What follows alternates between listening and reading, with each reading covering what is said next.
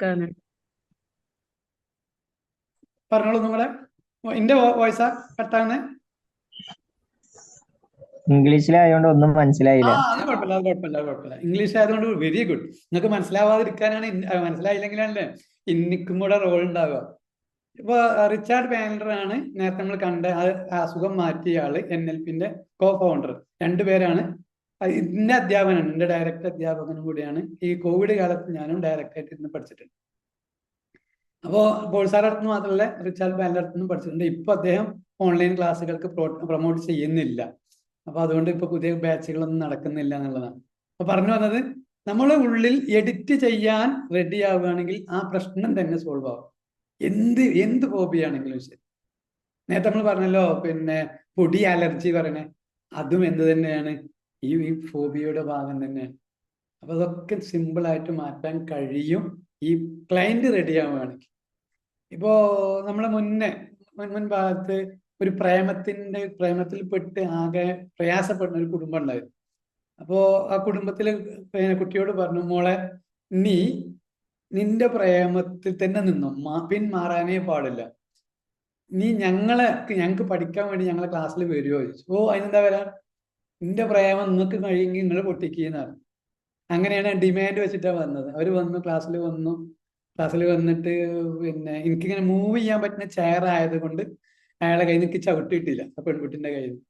അതായത് അയാൾ പ്രേമത്തിൽ നിന്ന് പിന്മാറൂല എന്നുള്ള ഉറച്ച വിശ്വാസത്തോടെ വന്നാൽ പോലും നമ്മൾ റാപ്പ് ഡീപ്പാക്കി ചെയ്ത് വെച്ചാൽ അയാൾ അൺകോൺഷ്യസുമായിട്ട്, അതായത് നമുക്കൊരു അബോധ മനസ്സുണ്ടല്ലോ, അബോധ മനസ്സിലാണ് ഈ പ്രശ്നങ്ങളൊക്കെ കിടക്കുന്നത്. ഇഷ്ടമോ വെറുപ്പോ ഭയമോ എന്നും കിടക്കുന്നത് നമ്മൾ തലച്ചോറിനുള്ളിലാണ്. അവിടെ കയറി കളിക്കാൻ നമുക്ക് ചെറിയ അനുവാദം അയാൾ തന്നാൽ മതി. അതായത് നിങ്ങൾക്ക് കഴിയുമെങ്കിൽ നിങ്ങൾ ചെയ്തോ, ഞാൻ എന്റെ ആളെ മറക്കൂല എന്ന ചോദ്യം തന്നു. ഓക്കെ, മറക്കണ്ട, ഞാൻ അതിന് ഇടപെടാൻ സമ്മതം തരുമോ, അതാണ് നമ്മൾ ചോദ്യം ഉണ്ടാവുക. യെസ്, നിങ്ങൾ ഇടപെട്ടോളൂ. ആ സമ്മതം കിട്ടി, നമ്മൾ നോക്കി, എഡിറ്റിംഗ് നടത്തി. എന്നിട്ട് ഞാൻ ചോദിക്കുകയാണ്, ഇപ്പോ നിനക്ക് അയാളെ പഴയ പോലെ ഇഷ്ടപ്പെടാൻ കഴിയുന്നുണ്ടോ എന്ന് ചോദിച്ചു. അപ്പൊ അയാള് കുട്ടിക്ക് ആലോചിച്ചിട്ട് ചെക്കന് കിട്ടുന്നില്ല. അപ്പൊ പിന്നെ എന്താ ചെയ്യണത്, കുട്ടി കാല് ചവിട്ടിയിട്ട്, എന്റെ കാല് നീട്ടിയിട്ട് എനിക്ക് നേരെ ചവിട്ടുകയാണ് ചെയ്തത്. ഞാനത് മാറിയില്ലായിരുന്നെങ്കിൽ ഈ മൂവിങ് ചെയർ അല്ലെങ്കിൽ ഈ നല്ല ചൂട്ട് കിട്ടിയിരുന്നു അറിയാം, കിട്ടുമായിരുന്നേന്. പറഞ്ഞത്, നമ്മൾ അത്ര വിജിലന്റ് ആണെങ്കിൽ അയാൾ എന്താ അടുത്ത മൂവ്മെന്റ് എന്താ നമുക്ക് അറിയാം, അയാളുടെ മൈൻഡിനെ നമുക്ക് തിരിച്ചറിയാൻ കഴിയും. അതായത് ഒരു പൊതുവായി, അതായത് നമ്മളുടെ അഡ്വാൻസ് കോഴ്സിലേക്ക് ഈ കുട്ടിയും രക്ഷിതാവും കൂടെ വന്നതായിരുന്നു. ഇത് ലാസ്റ്റ് പറഞ്ഞു, ഇപ്പൊ എന്റെ ശരീരത്തിൽ എന്തൊക്കെയോ ഒരു പ്രശ്നം പോയതുപോലെ ഇന്നത് മുഴുവൻ ഒഴിവാക്കി തരുമെന്നാണ് പിന്നെ ആ കുട്ടി പറഞ്ഞത്. അപ്പൊ ഞാൻ പറഞ്ഞു വന്നത്, ഇഷ്ടമാവട്ടെ ഭയമാവട്ടെ വെറുപ്പാവട്ടെ എന്തിനേയും നമുക്ക് എഡിറ്റ് ചെയ്യാൻ കഴിയും. അവരുടെ സമ്മതം ഉണ്ടെങ്കിൽ ഈസി ആയിട്ട് കഴിയും. സമ്മതമില്ലെങ്കിൽ കുറച്ച് നമ്മൾ റിസ്ക് എടുക്കണമെന്നേ ഉള്ളൂ, എന്നാലും പരിഹാരം കിട്ടും എന്നാണ്. പരിഹാരം കിട്ടുന്നുള്ള കാരണത്താലാണ്, ആ ധൈര്യത്തിലാണ് എൻ്റെ കൂടെയുള്ള, അല്ലെങ്കിൽ എൻ്റെ ക്ലാസ്സിൽ അറ്റൻഡ് ചെയ്ത, നേരത്തെ പറഞ്ഞ പോലെ മഞ്ചേരി കോടതിയിൽ ചില വക്കീലന്മാരും അവിടുത്തെ ജഡ്ജിയും ഒക്കെ കളവ് പറഞ്ഞ ചില കേസുണ്ടല്ലോ. ഇപ്പൊ ഈ പ്രധാനത്തിന് പോക്സോ കേസിലൊക്കെ നിരപരാധികളായ കുറെ പേര് കുടുങ്ങുന്നുണ്ടാവും. അയാൾ ഒരു തെറ്റും ചെയ്തിട്ടുണ്ടാവില്ല. പക്ഷെ രക്ഷിതാക്കളോ അല്ലെങ്കിൽ കമ്മിറ്റിക്കാരോ അല്ലെങ്കിൽ എന്താണ് PTA ഒക്കെ പാടെ കൂടിയിട്ട് ഈ അധ്യാപകനെതിരെ പ്രശ്നമുണ്ടാക്കി ഇല്ലാ കഥകൾ മെനഞ്ഞുണ്ടാക്കിയിട്ട് നമ്മളെ മുന്നിൽ വരുമ്പോൾ അദ്ദേഹം ജയിലിൽ ഏതാനും കിടന്നുണ്ടാവും 93 ദിവസം അല്ലെങ്കിൽ 60 ദിവസത്തിലധികം ഈ അധ്യാപകൻ അല്ലെങ്കിൽ ഈ പറയപ്പെട്ട വ്യക്തികൾ ജയിലിൽ കിടന്നിട്ടുണ്ടാവും. അതിനുശേഷമാണ് ഈ പറയപ്പെട്ട ആളുകൾക്ക് ഇത് കളവാണെന്ന് തോന്നിയിട്ടുണ്ടാവുക. അപ്പൊ അവര് ഈ കുട്ടി സ്റ്റേറ്റ്മെന്റ് പിന്മാറ്റേണ്ടി വരും. കുട്ടിയോ അല്ലെങ്കിൽ പറയപ്പെട്ട ആളുകൾ, പെണ്ണുങ്ങളോ ആവാം, ഭർത്താവിനെതിരെ കൊടുത്ത കേസുകളാവാം, ഭർത്താവ് ഭാര്യക്കെതിരെ കൊടുത്ത കേസുകൾ അല്ലാതെ വന്നിട്ടില്ല, തിരിച്ചാ വന്നിട്ടുള്ളത്. അപ്പൊ അങ്ങനത്തെ കേസുകളൊക്കെ കളവ് പറയുന്ന ഒരു സാധ്യത ഉണ്ടെങ്കിൽ അവർ നമ്മുടെ അടുത്തേക്ക് വിടും. അപ്പൊ നമ്മൾ അതിന് ഇടപെടും. അപ്പൊ അവർ സ്വാഭാവികമായിട്ടും സത്യം അല്ല, വേറൊരു സത്യം അവരുടെ ഉള്ളിലുണ്ടാവും, പക്ഷെ എന്തിനു വേണ്ടി ഇങ്ങനെ പറഞ്ഞു എന്നുള്ളത് നമ്മൾ ഒളിച്ചു കൊടുക്കും. അപ്പൊ നിങ്ങൾക്കും കഴിയും, ഇന്നെ കൊണ്ട് കഴിയുന്നുണ്ടാൽ നിങ്ങളെ കൊണ്ടും കഴിയും. അപ്പൊ അങ്ങനെയുള്ള അവസരം ഉണ്ടാക്കാം എന്നാണ് പറഞ്ഞത്. അപ്പൊ ഇവിടെ പറഞ്ഞത്, ഇദ്ദേഹം പേടിയുണ്ടെന്ന് നമ്മൾ ആദ്യത്തെ സ്റ്റെപ്പിൽ ഐഡന്റിഫൈ ചെയ്യാണ്. പേടിയുണ്ട്, ആ പേടി ഉണ്ടെങ്കിൽ നമുക്കത് മാറ്റാം. നിങ്ങൾ റെഡിയാണെങ്കിൽ വേഗം മാറ്റും. അപ്പൊ ഞാൻ റെഡിയാണ്, എനിക്കത് പ്രശ്നം മാറി കിട്ടാണ് വേണം.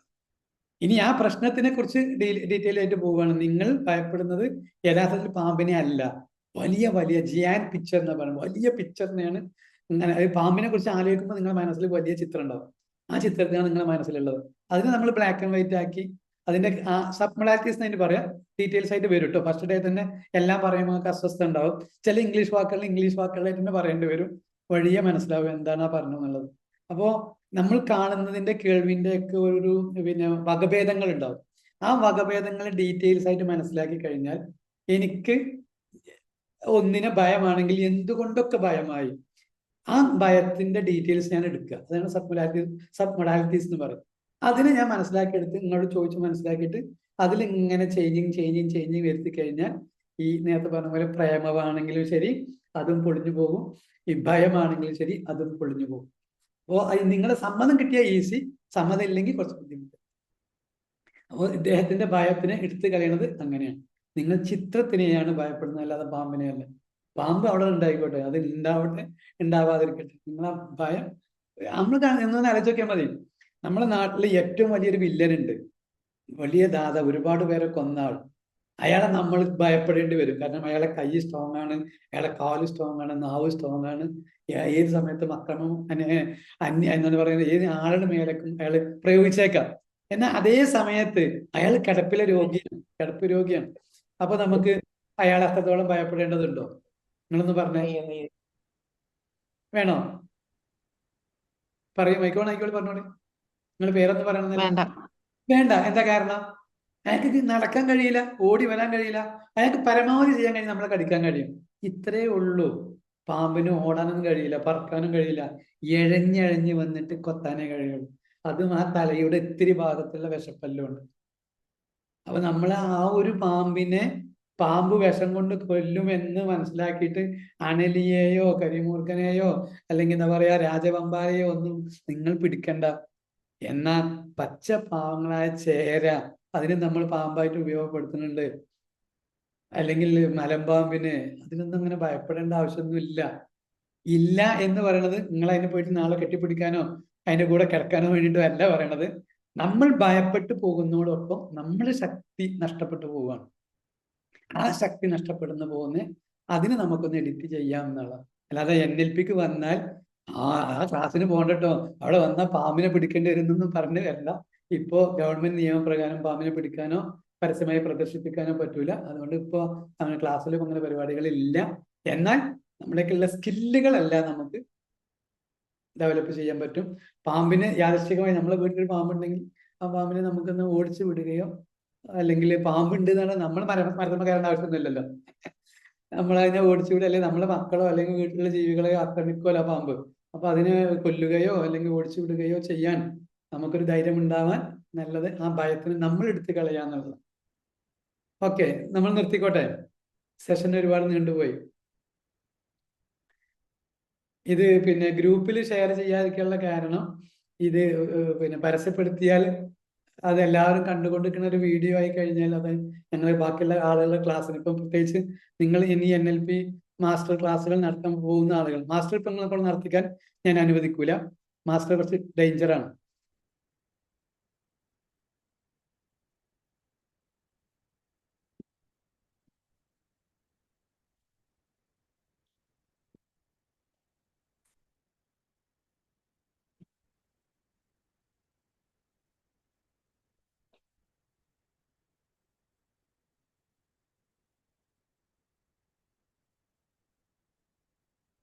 ഇനി ഇൻഷാ അല്ലാ നാളെ ക്ലാസ് ബാക്കി തുടരാം അല്ലെ? ഇന്നിവിടെ നിൽക്കട്ടെ, ഇത്ര പോരെ?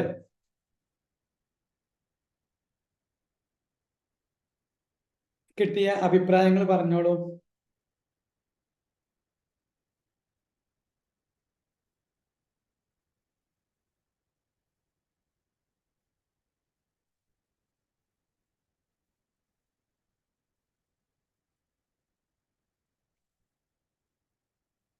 You know, a lot of times when you fear something, you need to confront your fear. Okay. So I know you have this fear of snakes.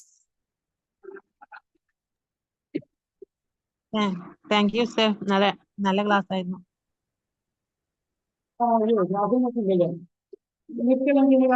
Fear of snake. It's not happening, buddy. Hear it.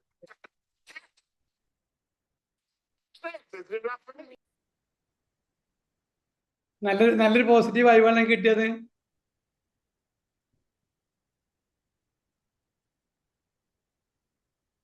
നിങ്ങൾക്ക് ഒന്നും കൂടെ പറയുമോ ചോദിക്കാം. പോയാ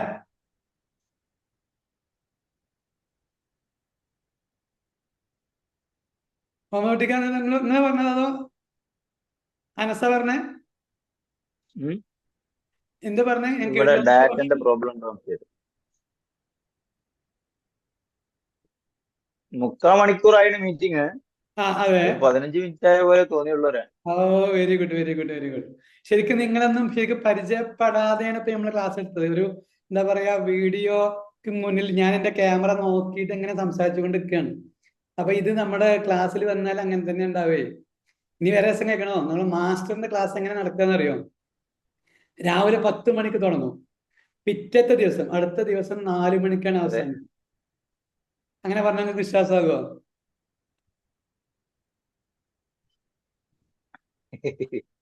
ചിലപ്പോ അങ്ങനെ ഇരിക്കും, interesting class ആകുമ്പോ.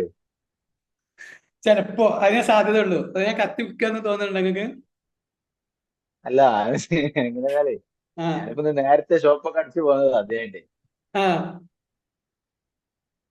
ഇത്ര നേരത്തെ വന്നിട്ടൊന്നും നടക്കുന്നില്ല എന്ന് തോന്നുന്നുണ്ടാവും. ഇതിലിപ്പോ നമുക്ക് മുമ്പ് മാസ്റ്റർ കഴിഞ്ഞ ആരെങ്കിലും കൂടുതലുണ്ടോ? മൈക്കൊന്ന് ഓണാക്കിക്കാണ്. ഞാനുണ്ട്. Very good. എന്താ ഞാൻ ഈ പറഞ്ഞു, നിങ്ങളെന്താ അഭിപ്രായം? അതില് തിരുത്താനൊന്നുമില്ല. ഒന്നുമില്ല. അതായത് 10 മണി മുതൽ അടുത്ത ദിവസം 4 മണി വരെ തന്നെ ക്ലാസ് എടുക്കാം. ഉറങ്ങുന്ന നേരത്തെ പോലും നിങ്ങളെ ഉറക്കത്തിന്റെ കൺട്രോൾ വരെ ഞാൻ ചെയ്യും, ഇൻഷാ അല്ലാഹ്. അത് മതിയാവില്ല തോന്നും. 2-3 ദിവസമൊക്കെ വേണം, 3-4 ദിവസമൊക്കെ ഇനി വേണ്ടി വരുന്നില്ല തോന്നുന്നത് അല്ലേ? ഓക്കെ, കൊണ്ടും കഴിയട്ടോ. ഓരോ ക്ലാസ്സിന് ഓടേണ്ടി വരുന്ന അടുത്ത ക്ലാസ്സിലേക്ക്. Mustafa, very good, very good. അടുത്ത ക്ലാസ് വരാൻ വേണ്ടിട്ടല്ലേ? അല്ലേ, ഒരു സെഷൻ കഴിഞ്ഞ അടുത്ത സെഷനിലേ എത്താൻ വേണ്ടി ഓടുകയാണെന്ന് പറയാം നമ്മള്. അതിപ്പോ പറയണ്ട, അവർക്ക് പറഞ്ഞിട്ട് ഭയമായി മാറും. എന്താ ഓട്ടം എന്നൊക്കെ തോന്നും. അല്ലാതെ റെസ്റ്റ് നമുക്ക് വളരെ കുറഞ്ഞ സമയം ഉണ്ടാവുള്ളൂ. പരമാവധി സമയം നമ്മൾ യൂട്ടിലൈസ് ചെയ്യുന്നുള്ളതാണ്. അതാണ് പറഞ്ഞത് കേട്ടോ. അപ്പൊ ഇന്ന സമയത്തിന് എത്താന്ന് പറയുമ്പോൾ നമുക്ക് നമ്മൾ ചങ്ങാതിമാരുണ്ടാവും, കൂടെ വന്ന ആളുകൾ, അവരോടൊക്കെ സംസാരിക്കാൻ ഒരുപാടുണ്ടാവും. അത്ര സംസാരിക്കാൻ സമയം ഒന്നും തരുമില്ല. സംസാരത്തിൽ പെട്ടുപോയാൽ ഇനിയിപ്പോ റാപ്പ്, ഇപ്പൊ ഞാൻ ഉപയോഗപ്പെടുത്തിയ റാപ്പിന്റെ ചെറിയ ഭാഗങ്ങളാണ്. ഓൺലൈൻ ക്ലാസ്സിലായിട്ട് നിങ്ങൾ ശരിക്കും പരിചയമില്ലാതെ ഞാനൊരു മാജിക് പോലെ നടത്തുകയാണ്. എന്നിട്ട് പോലും എനിക്ക് നിങ്ങൾ ഈ പറഞ്ഞ പോലെ എന്താ പറയാ, 45 മിനിറ്റിന്റെ സെഷന് 5 മിനിറ്റ്, 10 മിനിറ്റ്, 15 മിനിറ്റിലേക്ക് നിങ്ങൾക്ക് തോന്നിയിട്ടുള്ളൂ എന്ന് പറഞ്ഞാൽ അതിനർത്ഥം ഞാൻ ഉപയോഗിക്കുന്നത് നിങ്ങൾ പരിപൂർണമായി ഉപയോഗിക്കുകയാണെങ്കിൽ നിങ്ങളുടെ സ്കില്ല് അതിനേക്കാൾ മെച്ചപ്പെടും. അതുകൊണ്ട് തന്നെയാണ് നമ്മൾ NLPക്ക് ഇപ്പോൾ NLPയിൽ നമ്മൾ 10, 15 അല്ലെങ്കിൽ 30, 50 ആളുകളാണ് ക്ലാസ്സിലേക്ക് വരിക. അപ്പൊ അതിന് കിട്ടുന്ന റെമ്യൂണറേഷന് ഒരു നിശ്ചിത ലിമിറ്റ് ഉണ്ട്. എന്നാൽ നമ്മളെ ഉപയോഗപ്പെടുത്തുന്നത് ഇതിനെ ശരിക്കും മാർക്കറ്റ് ചെയ്യേണ്ടത് ബിസിനസ്സിലാണ്. കസ്റ്റമറെ എങ്ങനെ ഡീൽ ചെയ്യണം, എങ്ങനെ എൻ്റെ സെയിൽസ് വർദ്ധിപ്പിക്കണം എന്നൊരു കാര്യമായ പഠനം ബിസിനസ്മാൻമാർ നടത്തും. അതുകൊണ്ട് നമ്മളൊക്കെ എന്ത് ചെയ്യാണ്, അവർ വിളിച്ചുകൊണ്ട് പോവുകയാണ്. എനിക്ക് കലണ്ടറിൽ ചോപ്പുണ്ട്, ആ ദിവസം ഉണ്ടെങ്കിൽ എനിക്ക് വീട്ടിലെടുക്കാൻ എനിക്ക് ആഗ്രഹം. പക്ഷെ അവർക്ക് എന്ത് ചെയ്യണം, അവരെ കൂടെ പോകാനാണ്. കാരണം നമ്മൾ പോകാൻ മടിയാണെങ്കിൽ നമ്മൾ പറയുന്നതിനേക്കാൾ കൂടുതൽ ക്യാഷ് അവർ നമുക്ക് തരും. അപ്പോൾ എനിക്ക് അങ്ങനെ ടീമും വേണം, ട്രെയിനർമാരായ ടീമൊന്നും ഇന്നെ വേണം. കാരണം എന്നും എനിക്ക് പണിയെടുക്കാൻ കഴിയില്ല, നിങ്ങളെ കൊണ്ട് പണിയെടുപ്പിക്കണം എന്നുള്ള ആഗ്രഹം എൻ്റെ ഉള്ളിലുണ്ട്. അത് ട്രെയിനർ ആവാൻ നിങ്ങൾക്ക് ആഗ്രഹമുണ്ടോ, അപ്പോഴും നമ്മളെ മുന്നിൽ ഓപ്ഷൻ ഉണ്ട്. ഞങ്ങൾ ഹയർ ചെയ്യാണ്, നിങ്ങൾ എടുക്കും. കാരണം നിങ്ങൾക്ക് ആ സ്കില്ല് ഉണ്ട് എന്ന് നിങ്ങൾക്കും നമുക്കും ബോധ്യമായി നിങ്ങളെ 1 or 2 സെഷനിലേക്ക് നമ്മൾ അയച്ചു കഴിഞ്ഞാൽ അവർക്കും നമ്മളെ ഇഷ്ടമായി കഴിഞ്ഞാൽ പിന്നെ നിങ്ങളും നമ്മളും ടീമായി പോകും. കുറച്ച് കഴിയുമ്പോൾ നിങ്ങൾ നമ്മളെക്കാളും ഉയർന്നു പോയാൽ നിങ്ങൾക്ക് നമ്മളെ വിട്ടു പോവുകയും ചെയ്യാം. അപ്പോൾ ഒരു ടീമായിട്ട് വളരാൻ ട്രെയിനർ മേഖലയിൽ വളരെ സ്കോപ്പാണ്. അതുപോലെ തന്നെ കൗൺസിലിംഗ് മേഖലയിലും. കാരണം ഇത് ഇങ്ങനെ ഒരാൾ പേടിയെ ഇന്ന സാധനം വെച്ചാൽ മാറ്റാൻ പറ്റും, ഇന്നൊരു പേടി ഉണ്ടെങ്കിൽ, ഇങ്ങനെ ഒരു പ്രശ്നം ഉണ്ടെങ്കിൽ അയാളെ പ്രശ്നത്തിനെ ഇങ്ങനെയൊക്കെ മാറ്റാൻ പറ്റുമെന്ന് ഒരു എന്താ പറയാ സിസ്റ്റമായിട്ട് നമുക്ക് പഠിക്കാൻ കഴിഞ്ഞാൽ പിന്നെന്താ പറ്റുക, നിങ്ങൾക്കത് ആ സിസ്റ്റം മനസ്സിലാക്കി പോരെ, നിങ്ങൾക്കത് ഉപയോഗിക്കാൻ പറ്റും. അപ്പോൾ കൗൺസിലിംഗ് എന്ന മേഖലയിൽ ഇപ്പൊ സർട്ടിഫിക്കറ്റും അല്ലെങ്കിൽ ബോർഡും വെച്ച് ഇപ്പൊ നിങ്ങൾക്ക് ഒരുപാട് TV അല്ലെങ്കിൽ TV ചാനലുകൾ അല്ലെങ്കിൽ വാട്സപ്പ് പരസ്യങ്ങളൊക്കെ നിങ്ങൾ കാണാറുണ്ട്. പത്ര പരസ്യങ്ങളും കാണുന്ന ആളുകളാണ്.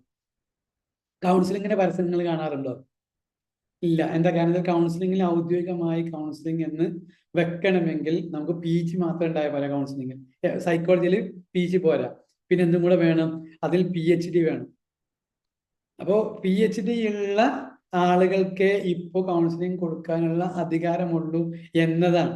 എന്നാൽ നമ്മളൊരു ക്ലയന്റിനെ നമ്മൾ കൈകാര്യം ചെയ്തിട്ട് ആ ക്ലയന്റിന് നമ്മളോട് ഒരു കുഴപ്പമില്ല എന്നുണ്ടെങ്കിൽ നമുക്ക് എന്താ പ്രശ്നം? നമുക്കും പ്രശ്നമല്ല, അവർക്കും പ്രശ്നമില്ല. അപ്പൊ നമുക്ക് ഇതൊരു പ്രയാസമുള്ള കാര്യമല്ല, ഏതൊരാളെയും നമുക്ക് കൗൺസിലിംഗ് ചെയ്യാവുന്നതാണ്. പക്ഷെ ബോർഡും വെച്ചിക്കാണ്ട് ചെയ്യേണ്ട ആവശ്യമൊന്നുമില്ല. നമ്മളിലേക്ക് ആളുകൾ ഇഷ്ടംപോലെ വരും. വരാനുള്ള വഴികൾ എന്ന് വെച്ചാൽ എൻ്റെ അടുത്തേക്ക് വരുമ്പോൾ നിങ്ങൾക്ക് നിങ്ങൾ റെഫർ ചെയ്യാം. എൻ്റെ ബന്ധുവിനെ, ഇപ്പോൾ ഉദാഹരണത്തിന് ഞാനൊരു ഹാർട്ടിന്റെ ഡോക്ടറാണെന്ന് വെക്കുക, എൻ്റെ വൈഫിനെയോ അല്ലെങ്കിൽ എൻ്റെ മക്കളെയോ എനിക്ക് ഹാർട്ടിന്റെ ഓപ്പറേഷൻ ചെയ്യാനുള്ള പറ്റൂലല്ലോ. എന്നതുപോലെ എൻ്റെ കുടുംബത്തിലെ ആളുകളെ എനിക്ക് കൗൺസിൽ ചെയ്യാനും പറ്റൂല. ഞാൻ രണ്ടും, ഒന്ന് മൈൻഡും വേണമെങ്കിൽ ഒന്ന് ഹാർട്ടും വേണം. അപ്പോൾ നമ്മൾ എന്ത് ചെയ്യും, മറ്റാളേക്ക് റെഫർ ചെയ്യും. ഇതുപോലെ തന്നെ എനിക്ക് ക്ലയന്റിനെ നോക്കാൻ കഴിയണില്ല, അപ്പോൾ എൻ്റെ പരിസരത്തുള്ള ആളുകളിലേക്ക് ഞാൻ അങ്ങനെ വിട്ടുകൊടുക്കലാണ്.